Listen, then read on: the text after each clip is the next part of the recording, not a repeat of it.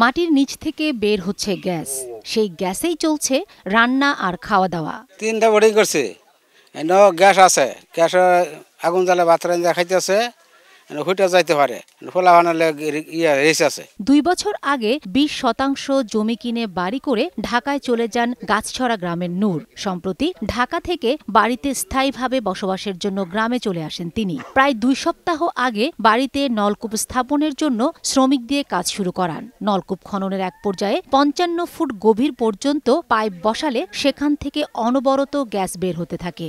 20 foot দূরে নলকূপের জন্য আবারও খনন শুরু করলে সেখান থেকেও গ্যাস বেরোতে থাকে। চতুর্থবারের চেষ্টায় বাড়ির অপর পাশে নলকূপ স্থাপন করেন নূর। তবে প্রথমবার খননের গর্ত থেকে অনবরত গ্যাস বের হতে থাকে। পরে বুদ্ধি করে সেই গ্যাসে আগুন জ্বালিয়ে রান্না শুরু করেন শেরপুরের নালিতাবাড়ির রূপনারায়ণকুড়া ইউনিয়নের গাছগড়া গ্রামের বাসিন্দারা। সরকারে যদি একটু ভালো মতনে দেখে হুইনা একটু সুযোগ সুবিধা আঙ্গরে করে দিত, তাহলে আমরা ভয়টা থাকলো না আর কি। আমরা তো এমনি মেলা ভয় করে কোন সময় কোনটাতে কি হয়। আমার বাস্তব নাইছি, আয় দেখলাম যে আমার বাস্তব গ্যাসে ভাত রান্না করতেছে। তো রান্না করার পরে আমি বই রইলাম, দেখলাম, দেওয়ার পরে ভাত রানলো, আমি নিজে খাইলাম, পাক করে আমার খাওয়াইলো।